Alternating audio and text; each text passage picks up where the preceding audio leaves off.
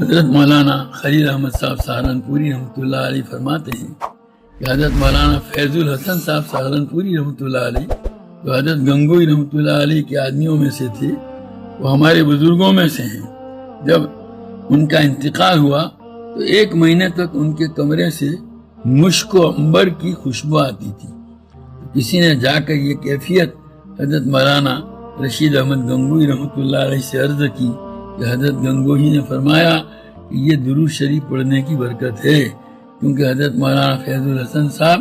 ہر جمعرات کو ساری رات جاگ کر درود شریف پڑھا کرتے تھے، اس لیے ان کی وصال کے بعد 1 مہینے تک ان کے کمرے سے مشک وغیرہ کی خوشبو آتی رہی۔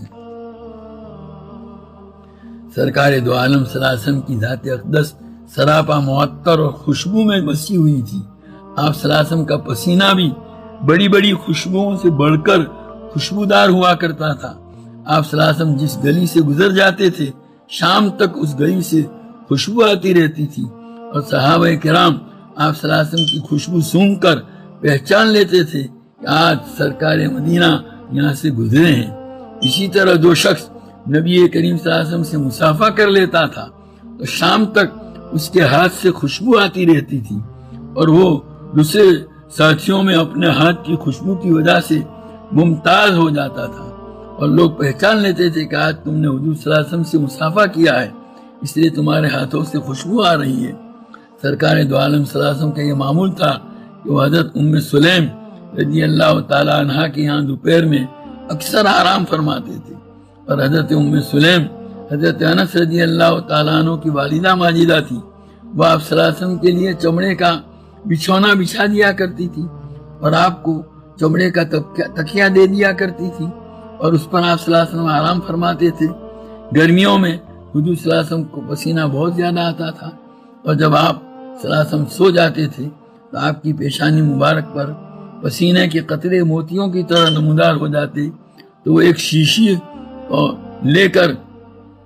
بیٹھ جاتی تھی، اور آہستہ آہستہ وہ پسینے کے موتی اٹھا اٹھا کر شیشی میں ڈال دیا کرتی تھی۔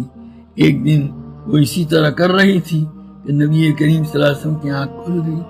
اور آپ صلی اللہ علیہ وسلم نے پوچھا کہ ام سلیم آپ یہ کیا کر رہی ہیں؟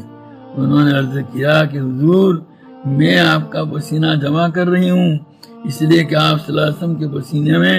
اتنی خوشبو ہوتی ہے کہ ہم اس کو دوسری خوشبوؤں میں ملا کر اس خوشبو کو ساری خوشبوؤں کا سردار بنا لیتے ہیں، کہ اس خوشبو کے سامنے دنیا بھر کی اعلیٰ درجے کی خوشبوئیں مان پڑ جاتی ہے اور ہیچ معلوم ہوتی ہے۔ شادی بیاہ کے موقع پر ہم اس کو بطور خاص استعمال کرتی ہیں۔ چنانچہ آپ صلی اللہ علیہ وسلم کی ذات اقدس جو سراپا خوشبو تھی، درود شریف پڑھنے والے کو بھی اس میں سے کچھ حصہ ملتا ہے۔ درود شریف کی کثرت تو وہی کرے گا جس کے دل میں نبی کریم صلی اللہ علیہ وسلم کی عظمت اور محبت ہوگی۔